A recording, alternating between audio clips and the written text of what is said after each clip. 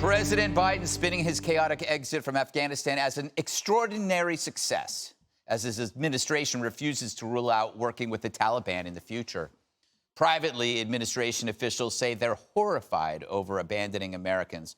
One telling Politico, quote, "I'm absolutely appalled and literally horrified we left Americans there. It was a hostage rescue of thousands of Americans in the guise of a non-combatant evacuation operations, and we have failed that no-fail mission." Biden's chief of staff, Ron Klain, doing his best, however, to paint a rosy picture. It's easy to second guess, but let's just be clear. America was in this war for 20 years, and I think any effort to unwind that, any effort to bring our troops out, any effort to end our military presence in Afghanistan was going to be filled with heartbreaking scenes and difficulties. And I think the Biden administration has managed that as well as it could be managed under the circumstances we were placed in. Meanwhile, the Taliban showed off while decked out in billions of dollars of U.S. military equipment. And the Biden administration is still not ruling out working with the terror group in the future.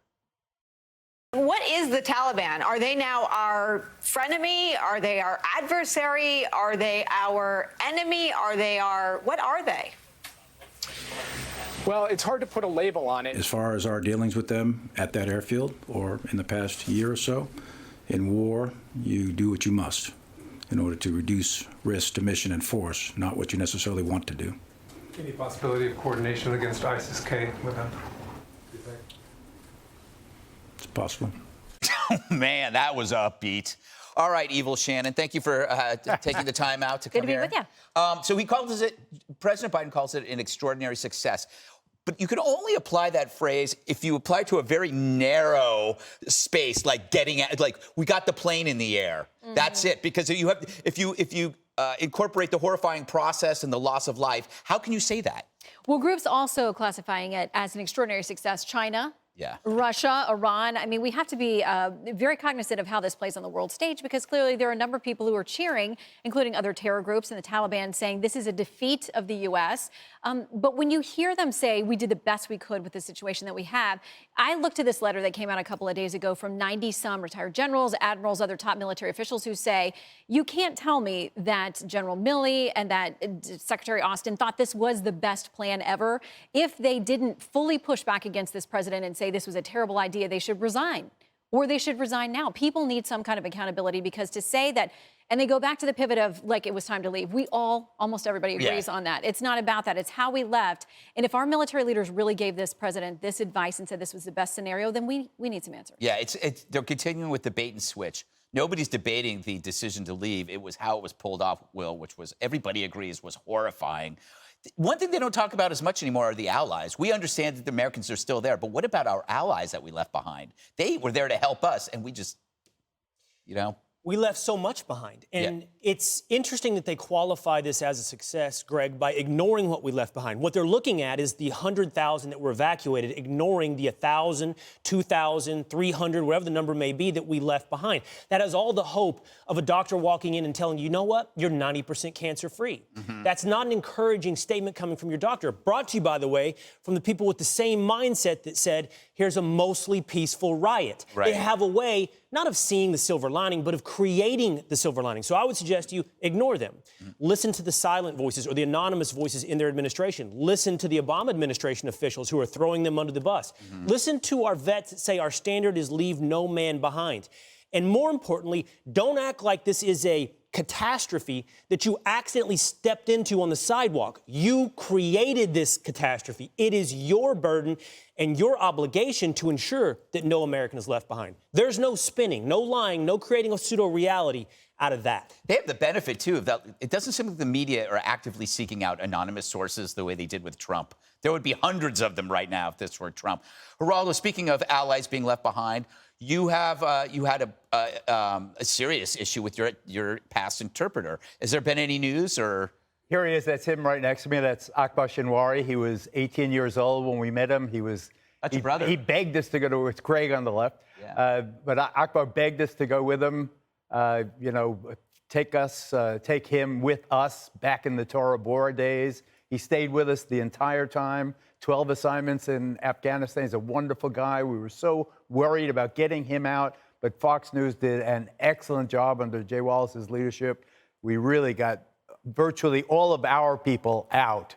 And many of the other networks did the same. I mean, it is because it's news when things go badly. The fact that this went right and we got this dear friend out, and hopefully my family and I will sponsor him here in the United States. We look forward to his arrival here.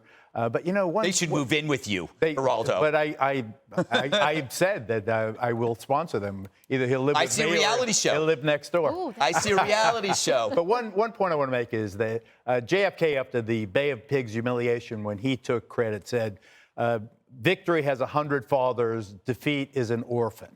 And that's what you're seeing now. You're seeing, let's laser focus on the thing we did right, getting the 120,000 people out like Akbar, and they did. They did get it. It was one of the most magnificent airlifts in the history of the human race. What went badly, however, and we're going to live with it, it's going to stick in our craw, is watching these people who were savages and brutes and were our enemies strutting around wearing our clothes. I mean, it's going to be very, very difficult for us to bear. We're not programmed for it, but it is our new reality. David, this is something that drives me crazy is that we keep saying that we have this, or the administration keeps saying we have this enormous leverage with the Taliban, because we have these frozen assets or whatever they're referring to. But it feels like we're basically telling them to extort us. Like we're actually being our own extortionists. We're saying, you know what? Feel free to hamper the withdrawal until we give you money. That's kind of what we're saying. Go ahead. We're going to give you money if you enable us to get these people out. We have treasure, but they have blood. Right. We found out a majority of the interpreters, other U.S. visa applicants, were left behind in Afghanistan. Wall Street Journal reporting today, a majority. And then we found out that at least 500 journalists from Radio Free Europe and Radio Liberty, among other government agencies, 500 journalists and their families were also left behind. So it was too much to expect President empathy. I thought that was always a joke, but instead we got commander and callousness. Mm-hmm. Biden and company and all of these Democrats have displayed a real total lack of respect and regard for the American people. It's the same rubes and rednecks and the flyover folks, but they are looking at, they're dishing out Washington bio-waste. They're looking at the American people and telling demonstrable lies over and over and over again. And anybody who has the capability of hearing and seeing knows that they're being lied to. And these, like yesterday, couldn't have gone better. And I think one of the reasons that General Milley and SecDef Austin only took 3 questions today is because they're trying to avoid being put in a situation where they have to either lie for the president or tell the American people the truth. And the most dangerous thing to me is Joe Biden clearly is acting like a one-term president. He doesn't give a damn, and it has scorched America. It has scorched Afghanistan. It's a scorched future because he won't be around when the next terror attack arrives on our shores. Also, just before we go, Ron Klain saying it's easy to second guess. We should have been second guessing more. We should have been first guessing. We probably wouldn't have been in this mess if more people were engaged, and I'm including myself in that. It was the absence of second guessing that let this unfold for so long and then end like this. I do think that leaks, though, it won't be the journalists going to the insiders. They're going to be like texting. When one cockroach comes out, then that's when they all show up. But you were referring to the war itself, 20 years of lies that we averted our glance from. Exactly. And how often did we hear about friendly fire casualties and things, the ugly side of the war? Yeah. Second guessing a political candidate was one of the least vetted in American history as well. Mm-hmm. True. Hey, Sean Hannity here. Hey, click here to subscribe to Fox News YouTube page and catch our hottest interviews and most compelling analysis. You will not get it anywhere else.